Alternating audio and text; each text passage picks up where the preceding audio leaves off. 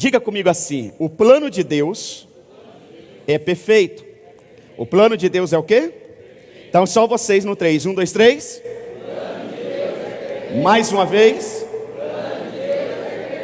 Eu vou pedir para você repetir bastante vezes durante essa mensagem, porque há quem diga que nós aprendemos na repetição, né? Fica mais fácil para nós aprendermos. Mas antes de começar a mensagem, eu quero fazer uma pergunta para o auditório. A pergunta é o seguinte: se você tivesse, preste atenção, se você tivesse todos os recursos necessários, dinheiro, pessoas, habilidade, né, tempo, se você tivesse todos os recursos necessários para você realizar um grande sonho, um mega sonho, você buscaria, você lutaria para realizar esse grande sonho, ou cruzaria os braços e ficaria vendo a vida passar? Quem aqui lutaria para realizar esse mega sonho? Levanta a mão aí e diz glória a Deus. Pronto. Deixa eu falar uma coisa, Deus é assim também. Se nós que somos limitados, nós não ficaríamos de braços cruzados, com todos os recursos disponíveis para realizar um grande sonho. Agora você imagina Deus. No nosso caso, pode faltar recursos, pode faltar pessoas para nos ajudar, mas Deus nunca tem falta de recursos.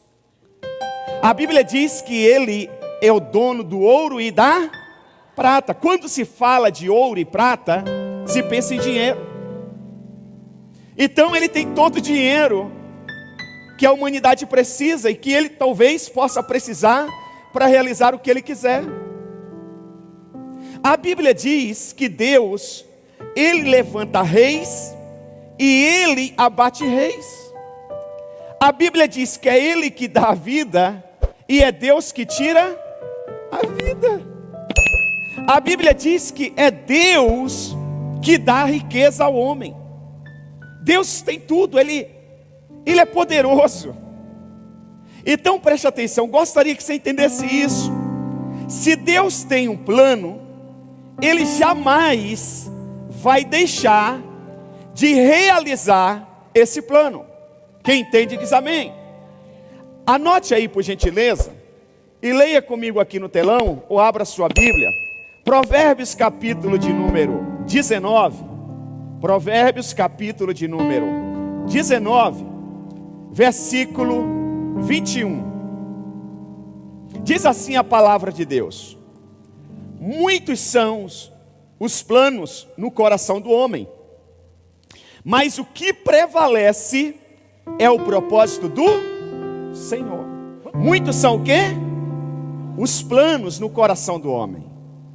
Deixa eu falar uma coisa, não é pecado planejar a sua vida, é o contrário. A Bíblia ensina nós planejarmos a nossa vida. A Bíblia diz que se você confiar no Senhor, tudo que você planejar acontecerá. Olha o que a Bíblia diz a nosso respeito. A Bíblia manda a gente planejar. Agora eu lhe pergunto, preste atenção, tudo que o homem planeja dá certo? Sim ou não? Nem sempre. Nem tudo que nós planejamos dá certo. Mas temos que planejar, sim ou não? Sim. Mas nem tudo que planejamos dá certo. Às vezes você planeja uma viagem, uma férias, um jantar, mudar de emprego, a compra de um imóvel, de um automóvel, e não dá certo. Você planeja um novo empreendimento, até começa, parece que vai dar certo, mas de repente dá errado. Acontece. Você planeja uma venda, um novo contrato, um novo negócio. Você diz tem tudo para dar certo e de repente não dá certo. Mas nem por isso nós devemos parar de planejar. Então diga comigo, o homem faz planos, muitos planos. Muitos são os planos do coração do homem, Mas o que prevalece é o quê? É o propósito do Senhor. Ou seja, o Senhor também tem um plano. O Senhor tem um projeto. Agora preste atenção. O que prevalece são os propósitos meus, os meus sonhos, ou do Senhor? Do Senhor. Deus nunca falha. Você pode repetir comigo e dizer: Deus nunca falha. Mesmo que alguns dos seus planos não deram certo, você deve continuar planejando. Mas é importante você entender que se tem um plano que não falha, é o plano de Deus, é o projeto de Deus. Evangelho de Mateus, anote por favor. Evangelho de Mateus 24:35 diz assim: o céu e a terra passarão, mas as minhas palavras jamais. O que o Senhor Deus está dizendo? Eu criei o céu e eu criei a terra. Isso pode passar. Se passar, se alguma coisa pode passar nessa vida, é o céu e a terra. Mas tem uma coisa que jamais passará. É o quê? A minha palavra. Ou seja, tudo que Deus fala, acontece. Eu vou repetir. Tudo que Deus fala, acontece. Deus falou, já era. Se Deus falou, por isso que algumas pessoas me procuram, e às vezes eu vejo que a decisão dela está sendo errada naquela situação. Mas quando a pessoa diz assim: pastor, eu orei e Deus falou, já era.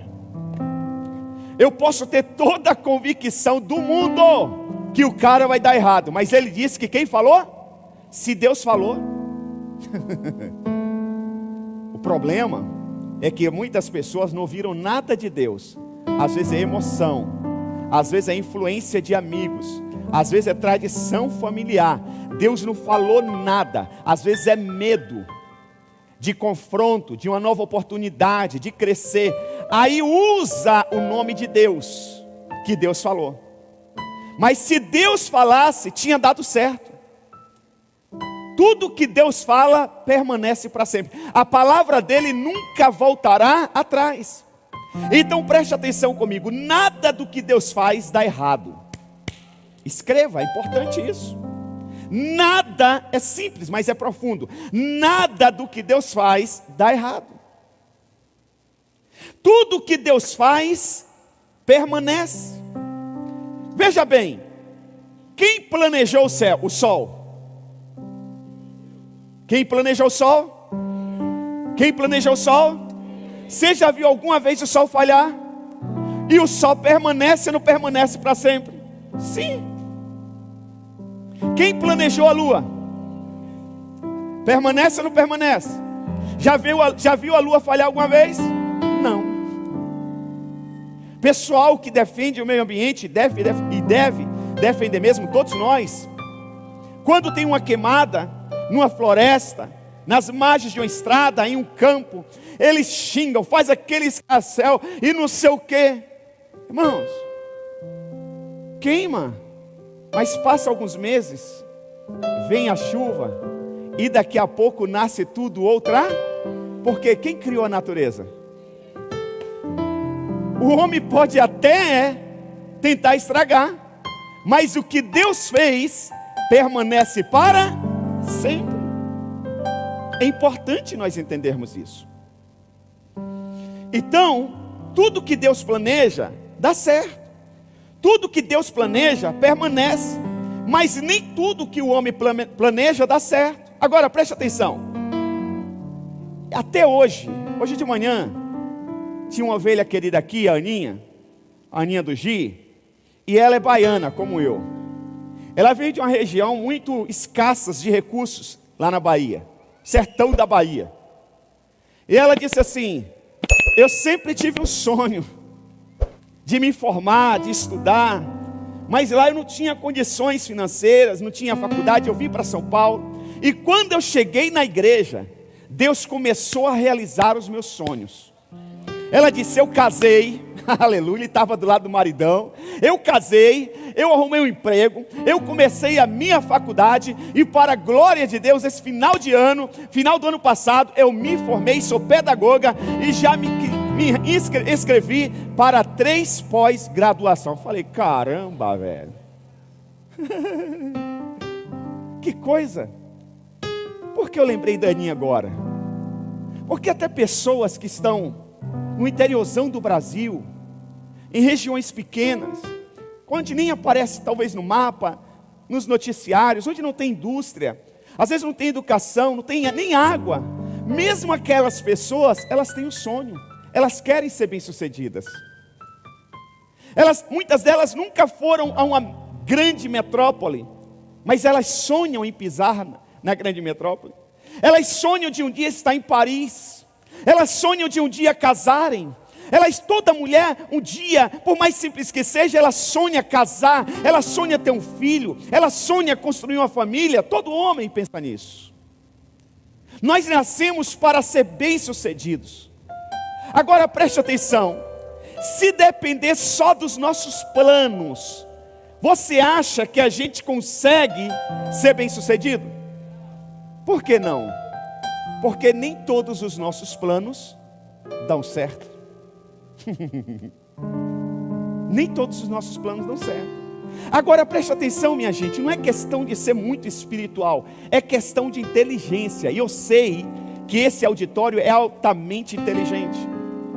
Preste atenção: se os meus planos podem falhar, se eu não consigo ser bem-sucedido somente com os meus planos, mas eu conheço alguém que tem planos perfeitos e que os seus planos nunca falham, o que eu devo fazer?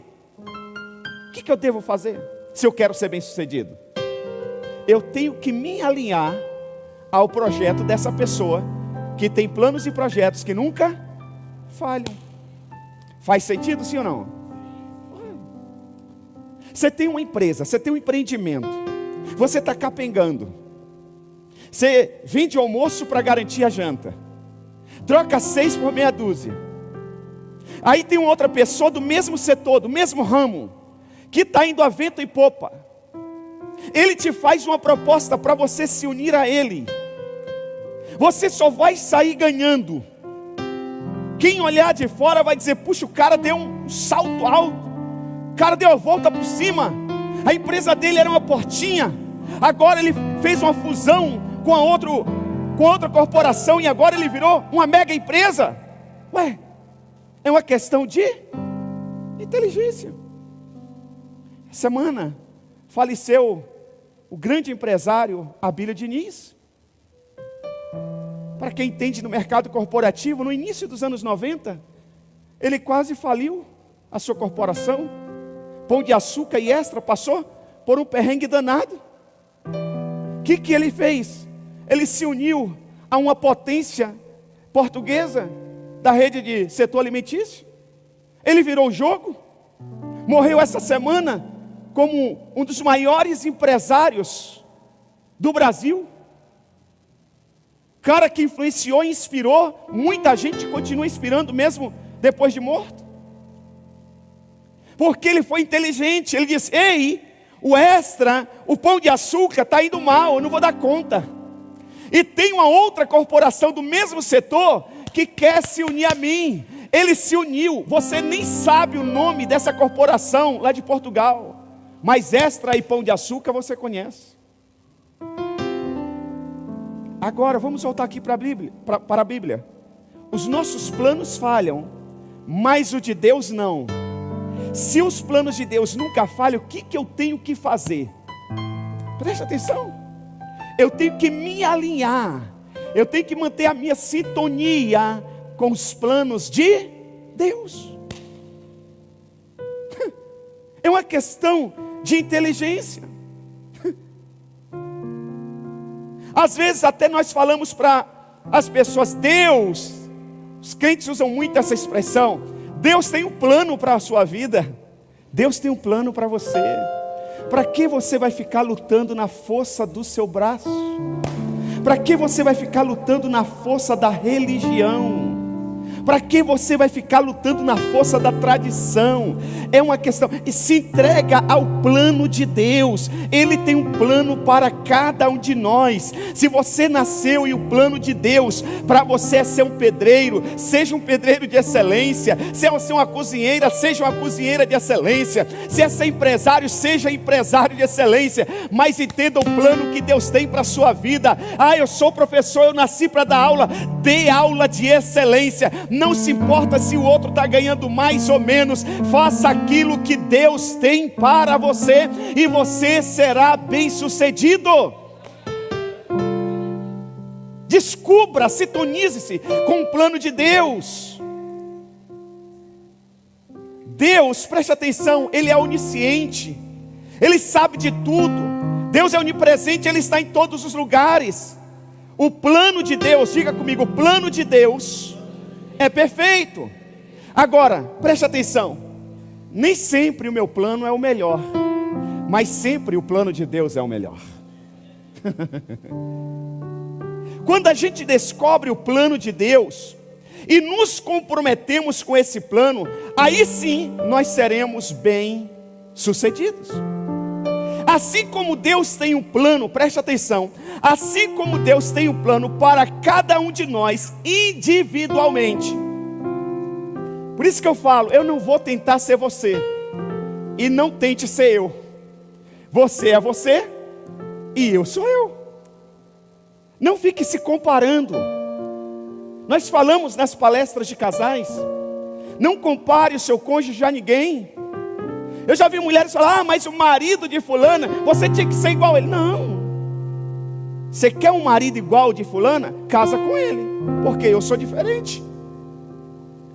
Mas a esposa do meu amigo, você tinha que ser. Não, eu tenho que ser eu.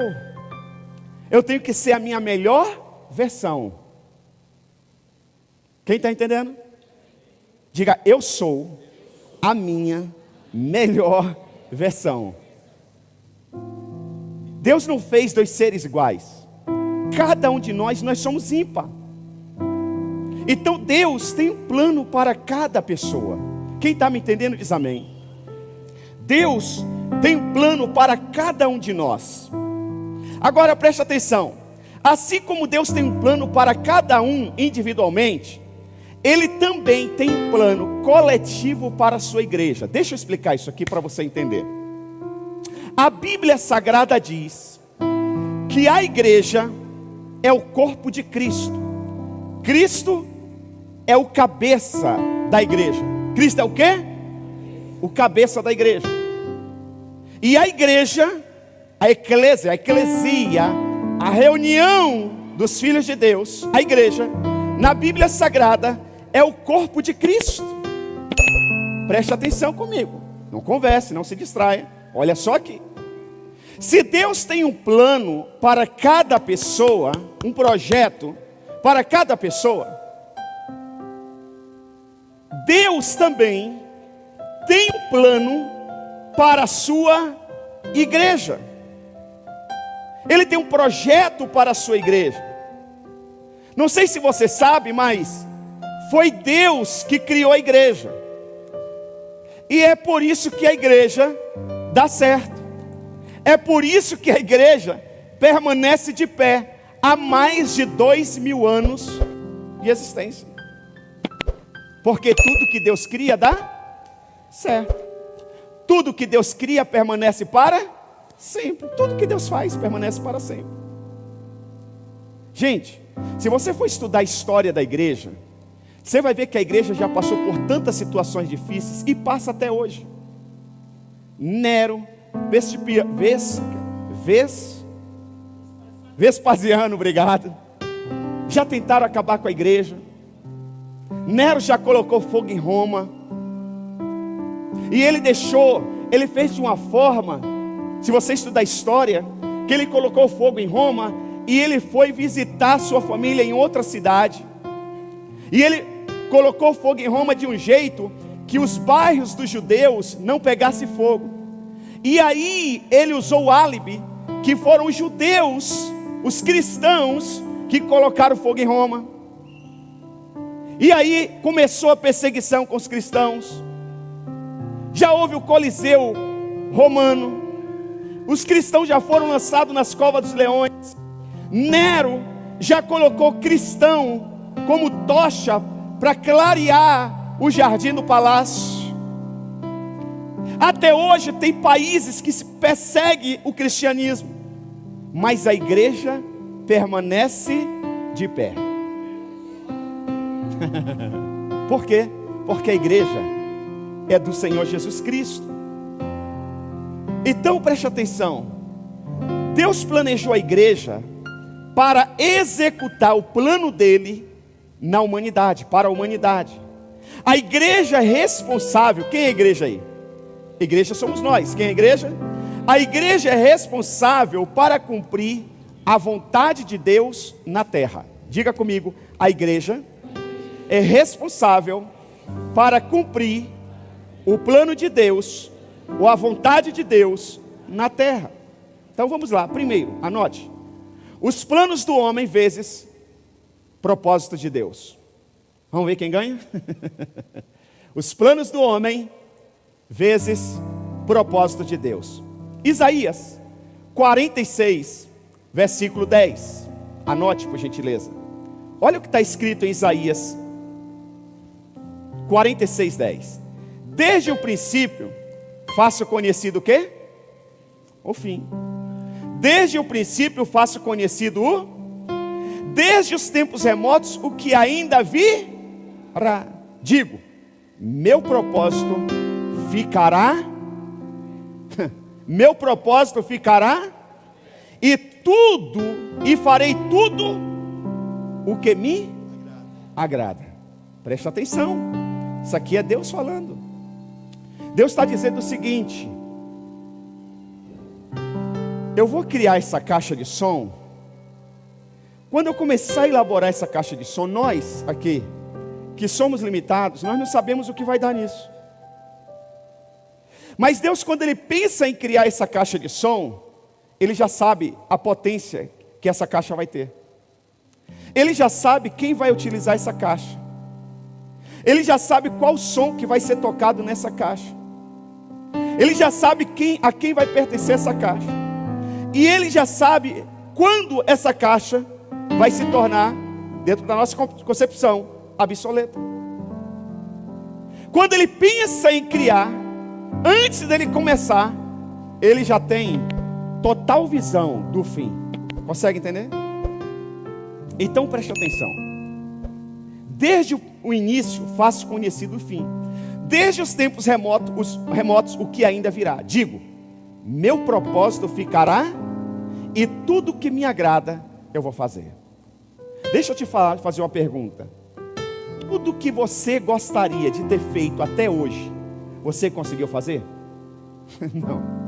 Não. Lógico que não. E daqui para frente, tudo que você pensar em fazer, nos seus planos, você vai conseguir? Sim ou não? Não. Algumas coisas vão dar certas e outras não. Mas o que Deus está dizendo aqui, que tudo que Ele planeja, tudo que Ele sonha, tudo que Ele deseja, tudo que Ele tem um propósito de fazer, vai acontecer. Agora preste atenção aqui, minha gente. Ele não está dizendo, ô Adriana, tudo que eu planejo vai acontecer se você concordar.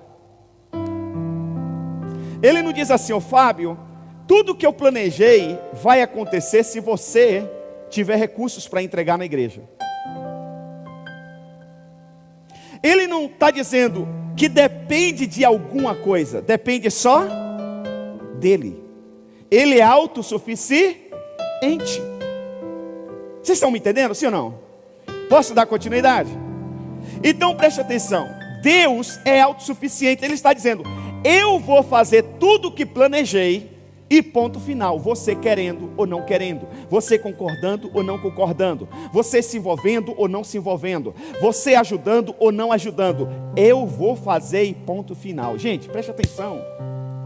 Você tem alguém que tudo que ele planeja dá certo.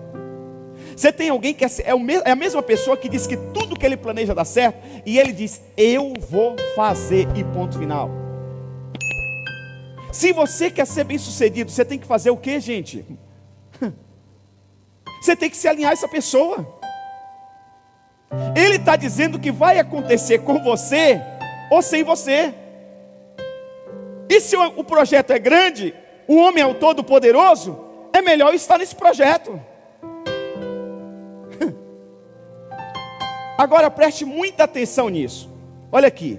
Se Deus faz tudo o que quiser, tudo que Ele planeja dar certo, independente de mim, de eu me envolver ou não me envolver, a coisa mais inteligente que eu posso fazer é o quê? Me alinhar ao projeto dele, ou fazer o que Ele quer. Agora veja bem, Jesus, Ele veio como homem, embora sendo Deus. A Bíblia diz que Ele não se apegou ao fato de ser Deus. Ele abriu mão da sua glória e veio a este mundo como homem. Jesus, Ele foi gerado no ventre de uma mulher, obra do Espírito Santo. Um dia Jesus, sendo Deus, Ele foi um embrião. Um dia Ele começou a crescer, aquele feto começou a crescer. Ele nasceu, um bebê. Ele teve que ser amamentado. Ele teve que ser carregado. Ele teve que engatinhar. Eu acredito que ele teve cólicas quando nasceu. Era uma criança normal. Ele começou a ir para a escola, falou as primeiras palavras. Ele chegou na fase da adolescência, na fase adulta, e começou o seu ministério, agindo como filho do homem, filho de Deus. Mas sabe por que Jesus, mesmo sendo homem, ele foi bem sucedido? Porque ele pegou o que muitos de nós ainda não pegamos. Vamos ver? Evangelho de João. João capítulo 5, versículo 19. Olha o que Jesus disse. Jesus deu essa resposta ao grupo ali que ele estava conversando. Ele disse: eu lhes digo verdadeiramente que o filho não pode fazer nada de si mesmo. Só pode fazer o que vê o pai. O que vê o pai fazer. Porque o que o pai faz, o filho também. Essa é a sagara, velho. Aqui que está o segredo. O problema é que a gente está fazendo o que Deus nunca fez. Muitos de nós estamos falando ou falam o que Deus nunca falou. A gente promete o que Deus nunca prometeu. A gente se mete em coisa que Jesus nunca se meteu. Jesus, ele ficava com o radar ligado, o satélite dele ligado 24 horas, ligado no Wi-Fi dos céus. O pai fez, eu faço. O pai não fez, eu não faço. O pai mandou, eu falo. Olha o que ele diz aqui, preste atenção. Ele diz em João 5,30: por mim mesmo, olha aqui, por mim mesmo, nada posso fazer. Por mim mesmo nada posso fazer. Eu julgo apenas conforme ouço, e o meu julgamento é justo, pois não procuro agradar a mim mesmo, mas aquele que me... Sabe por que muitos de nós não somos bem-sucedidos? Porque a gente quer fazer só o que nos agrada. A gente quer viver sempre na zona de conforto. Ah, mas eu mereço esse tempo de descanso. Eu não vou no encontro de casais, não. Trabalhei muito essa semana, estou cansado. Cara, você quer conforto? Você tem que investir no seu casamento, cara. Você pensa que casamento é fácil, querido? Duas cabeças diferentes, duas famílias diferentes, culturas diferentes, querendo construir uma família abençoada e feliz. O desafio é grande. O homem pensa de um jeito, a mulher pensa de outro jeito. A mulher tem um temperamento, o homem tem outro. O homem tem um tipo de hormônio, a mulher tem outro tipo de hormônio. Gente, a gente precisa se esforçar para dar certo esse negócio. Tem que haver muita renúncia, tem que haver muito aprendizado, tem que pagar o preço. Mas na maioria dos casos, nós queremos fazer aquilo que está dentro das nossas possibilidades e que não nos gere sofrimento e desconforto. É assim que eu trabalho. Todo mundo quer ganhar bem. Todo mundo quer ser um empresário de sucesso. Todo mundo quer ter um carrão, quer morar bem. Mas poucos querem aprender a fazer conta. Querem fazer um curso desse que dá trabalho de finanças. Poucos querem acordar cedo e dormir tarde. Poucos querem ser confrontados. Poucos querem enfrentar processos trabalhistas. Tem medo. Você quer ganhar bem? Você quer ser um empresário de sucesso? Você tem que acreditar. Você não pode ter medo. Pode acontecer sim um processo trabalhista a qualquer momento. Pode haver uma calúnia. Você vai lidar com pessoas desleais? Vai, não tem jeito. Jesus lidou, você não vai lidar? Vai ter pessoas infiéis, vai ter pessoas puxando o seu tapete. Então você tem que estar disposto a tudo isso. Mas se você quer só a garantia de um salário, tudo bem, vai ser assalariado. Não é pecado, é digno também. Mas não fique de olho no outro, no que o outro tem. Se contente, se alegre, celebre. Porque você está na sua zona de conforto, você não quer estudar. Você não quer estudar. Você não quer ler um livro. Você não quer fazer um aprimoramento da sua profissão. Você só quer ir lá, bater o cartão, às vezes 10 minutos atrasado, e 10 minutos antes de vencer o seu horário de trabalho, você já está lá para bater o cartão e vir embora. Você não quer fazer hora extra. Você não quer fazer nada. Jesus disse que ele não fazia só o que agradava a ele. Por isso que o julgamento dele era justo. Porque ele julgava de acordo com o que o Pai julga. É isso que nós precisamos aprender. Nós precisamos nos alinhar aos céus. O nosso maior problema é que muitas vezes agimos como se nós fôssemos autossuficientes e o Todo-Poderoso. Às vezes, minha gente, eu percebo que parece que Deus tem que pedir por favor. Deus tem que se ajoelhar para nós, para a gente fazer alguma coisa para Ele, cara. É coisa de louco, irmão. Aí a gente faz sem perceber. É o homem que está dizendo: eu vou fazer tudo o que me agrada, com você ou sem você. E às vezes está tendo que ele implorar. Ele não vai implorar, mas dá essa sensação. Então, gente, vamos, em nome de Jesus, acordar. O que nós devemos fazer? Perguntar para Deus: Deus, o que o Senhor está fazendo? Me fale o que o Senhor está fazendo, porque eu quero me envolver no seu projeto. Eu quero me alinhar ao seu projeto. Não sei se você já ouviu falar do Dr. Oral Roberts, pastor e doutor americano, já foi recolhido aos céus, lá de Oklahoma. Homem visionário, homem de Deus, muito usado em cura. Na verdade, ele até se destacou porque ele foi o primeiro, ou talvez o único pastor a pregar cura e construir uma universidade e um hospital. Uma universidade de medicina e um hospital para atender os enfermos. E ele pregava cura. Vai entender um negócio desse? E virou uma das melhores universidades do mundo na área da saúde. Mas em um dos seus livros, Deus Ainda Cura, ele conta o seguinte: que ele não pregava em nenhuma cruzada, em nenhuma reunião, sem antes ele ouvir de Deus o que Deus queria para aquela reunião. E aí ele conta o seguinte: que foi programada uma grande cruzada de 2 dias, em um mega ginásio nos Estados Unidos. E a equipe dele era grande, ficavam todos hospedados no mesmo hotel.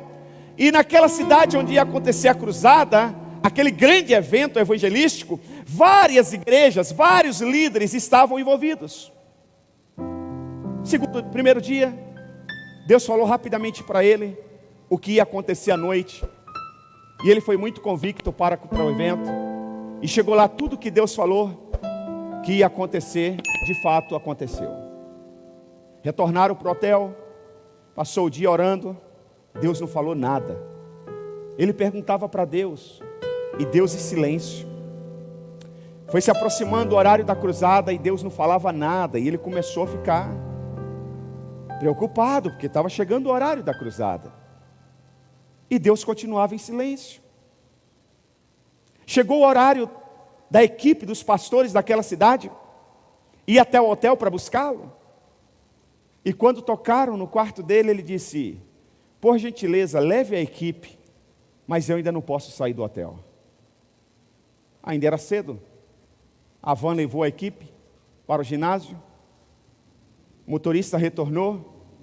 A recepção ligou de novo. Ele disse: fale que eu não posso descer ainda. Todo mundo começou a ficar preocupado, a reunião começou no ginásio, a hora ia passando, os pastores que estavam organizando ficaram preocupados, queriam saber o que estava acontecendo, foram para o hotel e imploraram a ele, por favor, o povo está lá, vai pegar mal para a gente. Ele falou, não posso ir, Deus não me falou, fique na recepção aguardando, se Deus me falar eu vou, se Deus não falar eu não vou. E ele conta que faltando alguns minutos para terminar a programação, Deus falou com ele. Ele desceu, entrou na van, todo mundo preocupado, desesperado. Ele disse que quando ele chegou no ginásio, na calçada do ginásio, o evento já estava praticamente no final. Mas quando ele colocou o pé na calçada, ele conta no seu livro, os milagres, ele não pegou o microfone. Os milagres começaram a acontecer dentro do ginásio. E aí ele diz, Deus ainda cura. Esse é o grande segredo, é a gente aprender a ouvir Deus e dizer, Deus, quem o Senhor quer curar? Com quem o Senhor quer que eu fale hoje? Como o Senhor quer que eu lide nessa reunião? O Senhor quer que eu compre esse imóvel? O Senhor quer que eu venda esse carro para esta pessoa? O Senhor quer que eu faça a compra nesse supermercado? Pastor, mas isso é. Porque não é a compra em si, são pessoas. De repente Deus quer que você encontre outra pessoa em outro mercado e que você fale de Jesus e aquela vida vale muito mais que a sua compra. Pastor, mas Deus está me mandando para um mercado mais caro e eu não tenho dinheiro. Não é questão de dinheiro, Ele tem tudo, todo recurso. Ele só quer que você se alinhe ao projeto dEle. Consegue entender? Então preste atenção. Quantos de nós nesse auditório, nessa noite, estamos decididos a se envolver no plano de Deus? Levante a mão. Você viu que tudo que Ele faz dá certo, e Ele disse que vai fazer. Quantos decidem se envolver nesse plano? Glória a Deus. Segunda coisa, e último, Deus tem um grande sonho. Quem aqui tem um mega sonho? Que seja assim, esse é o sonho da minha vida. Levanta aí, todos nós. Todos nós, eu tenho também. E tenho vários, não só um. Mas deixa eu te falar, Deus tem um grande sonho. Agora a pergunta é, qual que é o sonho de Deus para que eu possa me envolver nele? Porque preste atenção, se Deus tem um grande sonho, e Ele diz que tudo que Ele planeja vai acontecer, a gente tem que descobrir que sonho é esse, para a gente se envolver. Consegue entender, André? Essa é a sacada. Diga comigo, Deus tem um grande sonho. Diga, Deus tem um grande sonho. Eu preciso descobrir qual é o sonho de Deus. Porque vai acontecer, gente. Vai acontecer. Com você ou sem você. Qual é o grande sonho de Deus? Vamos descobrir? Quem quer saber qual é o grande sonho de Deus? Vamos lá. Timóteo, coloca na tela, por gentileza. Olha aqui o grande sonho de Deus. Isso é bom e agradável perante Deus, nosso Salvador, que deseja que todos os homens sejam o quê? Salvos e cheguem em outras versões, da salvação. Qual que é o grande sonho de Deus? É que todos os homens cheguem ao pleno conhecimento da salvação. Qual é o grande sonho de Deus? É que todos os homens sejam salvos. Qual que é o grande sonho de Deus? Qual é o grande sonho de Deus? Vai acontecer sim ou não? E aí, você está disposto a se envolver nesse plano? Essa é a grande sacada. Preste atenção aqui. Bragança Paulista. Deixa eu fazer uma pergunta aqui. Digamos que você, Fabinho, você tem 180 mil reais na sua conta. Se ele tirar 1.000 reais, é muita coisa para ele? Se ele pegar 1.000 reais e dar para alguém aqui na rua, é muita coisa para ele? Ele tem quanto? Tirou 1.000 reais? Não faz diferença nem uma. Uma igreja com 1000 pessoas, aqui tem 1000 cadeiras. Se a gente somar hoje, o número de pessoas talvez que passou aqui chegou perto de 1000. Com esse grupo aqui. Uma igreja com 1000 pessoas é muita gente, sim ou não? Sim ou não? Quem acha que é pouco? Quem acha que é muito? Quem não acha nada? Que loucura! Você está aqui? Uma igreja, gente, 1000 pessoas, é pouca gente ou muita gente? É muito. É muito. Só que Bragança Paulista tem 180 mil habitantes. Agora eu te pergunto, uma igreja com 1000 pessoas, é muito ou pouco? É pouco. Olha aqui, segundo as pesquisas, Bragança Paulista tem 40% de cristãos. Quantos por cento? Só que aqui está tudo, está uma salada danada. Está neguinho que nunca vai na igreja. Está os católicos, é cristão, está os católicos não praticantes. Está os cristãos, os evangélicos afastados de igreja. Está aqueles que foi um dia na igreja, aí quando a pesquisa passa lá, ele diz, eu sou cristão. Mas digamos que os 40% sejam altamente comprometidos com o evangelho e com o projeto de Deus. Altamente comprometido. São 40%. Isso significa 72 mil pessoas. Quantas pessoas ainda faltam para você ganhar para Jesus? Quanto? Não, fala com vontade. Olha, abre a boca. Quantas pessoas? 110. É gente pra caramba. Gente, presta atenção. Tem um acidente, uma batida de ônibus, um avião cai, morrem 100 pessoas. Nossa, 100 pessoas morreram. Nossa, acidente, 30 pessoas. É assim ou não é? Na verdade, não é a quantidade. Uma vida para Deus vale muito. Mas aqui são 110 mil pessoas só nessa cidade. E o sonho de Deus é que as 180 mil sejam salvas. A minha pergunta para você é simples. Você está disposto a se alinhar ao plano de Deus? Sim ou não? Vamos realizar esse sonho com Deus? Sim ou não? Porque vai acontecer. Vai acontecer. Nós vamos até a última casa. Não é plano do pastor Isaac, é de Deus, é sonho de Deus. Foi Ele que mandou o seu Filho amado nesse mundo morrer por essas 180 mil pessoas. Ele vai salvar. Aleluia. Aleluia. Agora, eu te pergunto, você acha que essas 180 mil pessoas, todas vão para os céus? Sim ou não? Sim ou não? Não. Olha, pastor, mas Deus não quer salvar todas? Quer. Mas Deus deu livre-arbítrio para todas as pessoas. Tem gente que não quer. E Deus não vai forçar a barra. Inclusive, se você não quiser entrar no projeto dele, tranquilo, fique em paz. Ele não vai ser menos Deus por causa disso. Vai acontecer o projeto dele. Agora preste atenção, a Bíblia nos dá um sinal da quantidade de pessoas que serão salvas. Me mostre, pastor, na Bíblia, Apocalipse. Apocalipse capítulo 5, versículo 11. Então olhei e vi uma voz de muitos anjos, disse João. Milhares de milhares e milhões de milhões. Eles rodeavam o trono, bem como os seres viventes e os anciãos. Qual o número que Deus dá que serão salvos? Está aqui, milhares de, milhões de, milhões, é muita gente, gente. Diga comigo, milhares de, milhões de, vai ser salvo.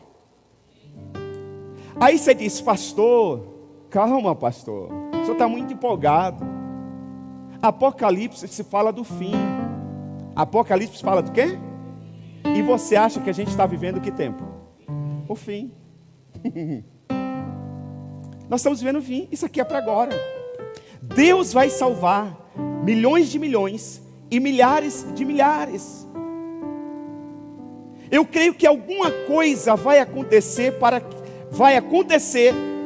que esses milhões de milhões e milhares de milhares se convertam. Faz parte do plano de Deus. É o plano de Deus para os últimos dias, que milhares de milhares e milhões de milhões sejam salvos. Agora eu te pergunto, você quer entrar nesse plano de Deus, sim ou não? Eu já estou dentro faz tempo. Agora preste atenção, segundo o estudo, tem mais gente que ainda não conheceram a Cristo do que todas as pessoas que já se converteram. Você sabe que hoje nós temos aproximadamente 10 bilhões de pessoas no planeta Terra. 10 bilhões. Eu te pergunto, diante de 10 bilhões, o que são 800 bilhões de pessoas convertidas? Você tem 10 bilhões, você tira 800 bilhões. E aí? Então preste atenção, às vezes nós estamos como se estivéssemos numa represa, tentando pescar. Preste atenção, tem uma represa cheia de peixe. Só que nós estamos com uma varinha e um anzol na pontinha, e às vezes não tem nem a isca. E a gente está querendo pescar, e não vem peixe nem... E às vezes coloca lá uma isca mais ou menos, vem um peixe bobo ainda. Aqui, sozinho lá. Agora, se você quer pegar muito peixe, presta atenção. Qual que é a sacada que você tem que ter? O governo até proíbe você pescar com rede em algumas épocas do ano. É ou não é? Porque quando você lança a rede, você pega muito peixe. Então, qual que tem que ser a nossa estratégia para pegar muitos peixes? Lançar a rede. Quem está pegando? Preste atenção. Jesus, ele tem um plano. Ele tem o quê? Um plano, um sonho. Para cada plano existe uma estratégia para que esse plano aconteça. Qual foi a estratégia que os apóstolos usaram para que a igreja começasse lá no livro de Atos? Qual foi a estratégia? Foi a reunião nos lares, nas casas. A reunião nos lares. Jesus disse assim, fica em Jerusalém, até que dos céus vocês sejam revestidos do poder de Deus, e aí vocês serão minhas testemunhas em Jerusalém, em Samaria e até os confins da terra. E os caras obedeceram. A igreja, ela começou na casa. Não começou, olha, preste atenção, gente, que sacada do Senhor Deus. Se você for a Jerusalém, Jesus andou ali, Jerusalém, Samaria, Belém, Judeia. E ele deu start para começar a igreja. Por que ele não começou a igreja no templo de Salomão? Você sabia que onde é construída a mesquita hoje dos muçulmanos é o território mais cobiçado do mundo até hoje? Sempre foi e até hoje é. Foi lá que Abraão ia sacrificar Isaac. Foi lá que Davi levantou um altar de sacrifício a Deus. Ele comprou de Araúna, era uma fazenda. Ele comprou de Araúna e levantou um sacrifício a Deus para cessar a praga sobre Jerusalém. Foi lá que Deus escolheu, olha aqui, para a construção do seu templo. Foi lá que quando o povo de Deus se afastou de Deus, Deus permitiu que eles fossem levados para o Egito. E aí os seus inimigos tomaram posse do templo, derrubaram o templo e construíram a mesquita. Você sabia que o lugar mais seguro até hoje para a gente entrar é aquele território? Eu já estive lá 3 vezes. É muito segurança. Um sistema de segurança enorme para você entrar. A última vez que eu estive lá, eu levei o nosso memorial. Eu queria deixar no Muro das Lamentações. Eu não consegui entrar. Você não pode fotografar lá. Você só pode fotografar até as escadas. Depois você não pode mais nada. E eles ficam de olho em você 24 horas. Tem câmeras para tudo que é lado. Mas Jesus não escolheu aquele lugar para começar a igreja. Jesus escolheu uma casa. Agora, por que, se Deus é tão inteligente, Ele é tão sábio, tudo que Ele faz dá certo, por que Ele escolheu uma casa para começar a igreja? Porque existe uma bênção nas casas, existe um mistério nas casas.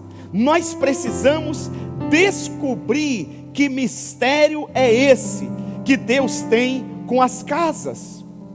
A estratégia dele foi fenomenal. Olha o que ele disse a respeito da igreja dele, preste atenção. Mateus 16:18. Eu lhes digo que você é Pedro, e sobre esta pedra edificarei a minha igreja, e as portas do Hades, do inferno, não poderão vencê-la. O que o Senhor Jesus está dizendo aqui? A igreja é dele, pronto, final. Ele está na minha igreja, a igreja é dele, ninguém toca. Por isso que ela está de pé. Ele está dizendo: as portas do inferno não vão prevalecer contra a minha igreja. Eu tenho que explicar para você o que é inferno. Inferno não é a casa do diabo. Quem já aprendeu aqui que o inferno é a casa do diabo? Não. Tem gente que até por falta de sabedoria, na hora do nervoso, fala para alguém: vá para os quintos do inferno com o diabo. O inferno não é uma prisão, mas não é a casa do diabo. O inferno também não é essa prisão que a gente conhece que tem saidinha, não. Quem entra no inferno não sai nunca mais. Você sabe o que é o inferno? O inferno é uma prisão de almas que rejeitaram a Deus e estão condenadas eternamente esperando o juízo. Eu vou repetir. O inferno é uma prisão de almas que rejeitaram a Deus e estão lá aguardando o juízo. E quem entra no inferno não sai mais. Isso é o inferno. O inferno não é casa do diabo. Quando o Senhor Jesus usa essa expressão, as portas do inferno, do Hades, não prevalecerão a minha igreja, Jesus está dizendo que a igreja dele vai ganhar tantas almas para ele, vai salvar tantas almas, que o inferno não vai ter alma para entrar lá. Não, vocês não entenderam nada, eu vou repetir. Jesus está dizendo que a igreja dele vai ganhar tantas almas para ele, que não vai ter alma para entrar no inferno. Aleluia, aleluia, aleluia. Quem já foi numa festa que acontece aqui no Poço de Monta anualmente sabe disso, já me falaram várias vezes. Rola muita droga, muita prostituição, meninas perdem a virgindade lá, pegam doenças lá, rapazes se tornam viciados lá, é tanta coisa, mulher fica grávida lá, nem sabe de quem foi, é gente caída pelo chão. Sabe o que Jesus está dizendo nesse texto aqui? Se a igreja Vida Triunfante ganhar muitas almas para Jesus, vai chegar uma hora que não vai ter mais gente para ir naquela festa, e ninguém vai para o inferno lá. É isso, minha gente.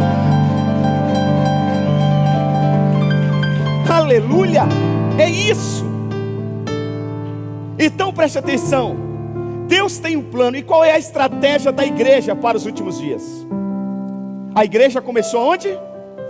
A igreja começou onde? Lembra que nós lemos aqui que desde o início ele já conhece o fim?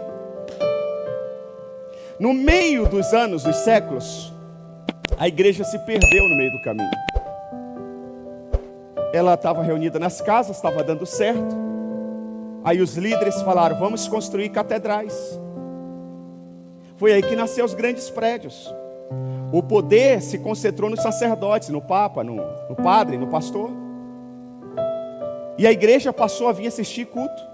A igreja parou de crescer. Mas a estratégia de Deus do início, ela continua sendo a mesma para o fim. Nos últimos 20 anos, a igreja está voltando para a estratégia do início.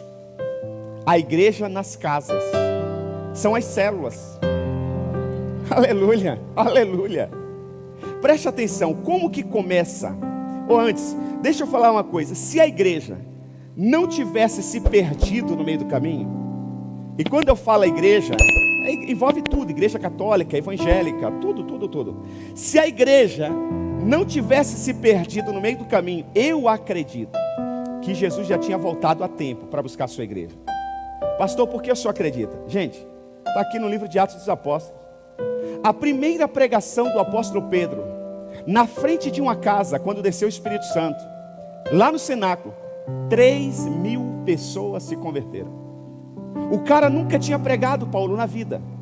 O cara não tinha nem microfone, não tinha Grazi para cantar, nem Paulo para tocar, não tinha sistema de som.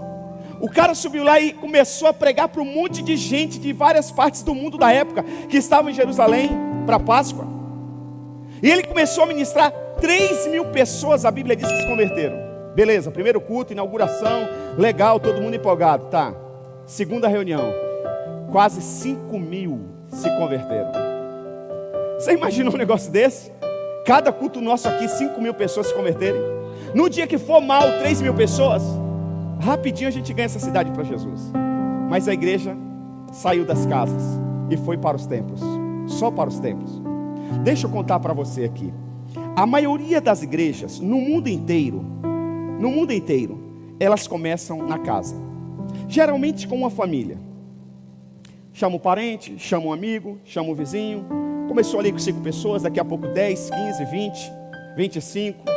Está apertada a sala, tem gente de pé, não tem cadeira, está muito quente. Aí alguém diz lá, olha, eu conversei com a família tal, e eles cederam a garagem da casa deles, para a gente fazer reunião. E lá comporta 50 cadeiras. Ah, todo mundo dá glória a Deus, aleluia, aplaude. Agora não serão só mais 25 ou 30, serão 50 pessoas. Alguém dá uma caixinha de som, dá um microfone, empresta um violão, um teclado, e começa ali o culto de novo. Daqui a pouco está numa garagem, mas a garagem ainda está anexada a uma. A garagem está anexada a uma casa. 50 pessoas lota, gente de pé, não tem mais, está insuportável, um calor tremendo.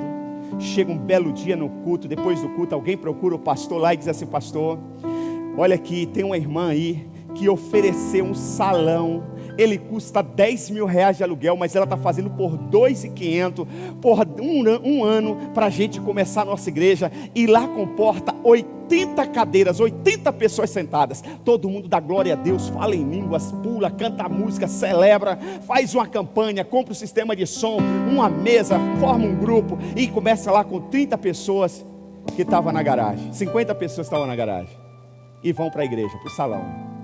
Rapidinho chega a 80 pessoas, rapidinho, gente em pé e tal, 80, só que ela para de crescer, porque ela foi para o salão e não voltou mais para as casas. Ela parou de crescer, porque a bênção do Senhor está nas casas. Há um mistério. Deixa eu te falar uma coisa, preste atenção. 80% das igrejas do mundo tem no máximo 100 pessoas como membro. No máximo, 80%. Somente 20% tem igreja como assim, no mundo inteiro. A Coreia do Sul, que é o país das megas igrejas, 80% das igrejas da Coreia do Sul tem no máximo 100 pessoas. Por quê? Porque eles se concentraram no tempo. Olha aqui, se nós continuarmos como estamos fazendo, voltando para as casas, com as células, a igreja vai continuar crescendo. É uma mega ideia de Deus, fazer a igreja nas casas. A igreja em células sempre foi um plano de Deus. A igreja nasce nas casas e sempre foi o plano de Deus que ela permanecesse nas casas. Agora preste atenção. Por que a bênção de Deus continua nas casas? Eu quero terminar lendo aqui esse texto bíblico de 2 Reis, capítulo 4, versículo 3 ao 7. Se coloque de pé, por gentileza, toda a igreja. Vamos ler o texto, coloque na tela, por favor. Então disse Eliseu. Então disse quem? Era um profeta. Vá pedir, deixa eu contar a história primeiro, para você entender. Uma mulher, esposa de um dos discípulos desse profeta chamado Eliseu, o esposo dela morreu. Ela ficou viúva, preste atenção na história. Ela tem 2 filhos. Ela não consegue pagar aos seus credores. E pela lei da época, todo credor que não conseguia pagar a sua dívida, aquela pessoa que estava querendo receber o dinheiro, tinha por direito pegar um dos seus filhos, de acordo com a dívida, para ser vendido como escravo. O marido morreu, deixou uma dívida com a mulher. Os credores estão batendo na porta e querem levar os 2 filhos dela. Ela entra em desespero, qualquer mãe entra em desespero. Ela vai no profeta, um homem de Deus. E olha o que ela diz para o profeta. Se você ler o texto anterior, você vai entender. Ela diz: o meu marido, teu servo, era temente a Deus e fiel a ti. Ele morreu. Só que ele deixou uma dívida com a agiota. E os caras estão querendo levar os meus 2 filhos como escravo. Eu estou desesperada, profeta. Ele diz assim: senhora, o que a senhora tem em casa? Vamos ler o texto. Então disse Eliseu: vá pedir emprestado vasilhas a todos os vizinhos. A todos os vizinhos é quem mora próximo da sua casa. Mas peça muitas. Versículo 4. Depois, entre em, não é entre no banco e peça um empréstimo. Não é vá para a igreja e faça uma campanha. Entre em casa. Olha aqui. Depois entre em casa com seus filhos e feche a porta da onde? Da casa. Derrame daquele azeite em cada vasilha e vá separando as que você for enchendo. Depois disso, ela foi embora, fechou-se em com seus e começou a encher as vasilhas que lhes traziam. Versículo 6. Quando todas as vasilhas estavam cheias, ela disse a um dos filhos: traga-me mais uma. Mas ele respondeu: já acabaram. Então o azeite parou de correr. Ela volta lá no profeta e diz, versículo 7. Ela foi e contou tudo ao homem de Deus, que ele disse: vá, venda o azeite e pague suas, e você e seus filhos ainda poderão. Onde aconteceu o milagre na vida desta mulher? Casa é lugar de vida. Casa é lugar de comunhão. Casa é lugar de aconchego. Casa é um projeto de Deus, onde acolhe a família. Casa, o lar é o nosso refúgio. É lá que Deus quer salvar todos os seus vizinhos. Hoje aqui, para a glória de Deus, eu tenho aqui 3 vizinhos meus. Fazem parte da minha célula. Está ali, seu Antônio, Dona Rose e Adriana. E ainda é só o começo. E eu não sei se o porteiro está por aqui também. Se tiver, levanta a mão. O porteiro lá do condomínio. Se tiver, levanta a mão. Ele falou que viria, não veio hoje. Mas eu vou ganhar todas as pessoas que eu conheço, todos os meus vizinhos. Eu vou proporcionar o melhor de Deus na vida deles. Porque eles são tão amados de Deus quanto todos nós aqui. Eles só precisam de alguém para mostrar Deus, apresentar Deus para eles. Porque o plano de Deus envolve eles. O sonho de Deus envolve todos os meus vizinhos, envolve todos dessa cidade. E eu quero fazer parte dos planos de Deus. Quem está me entendendo diz amém.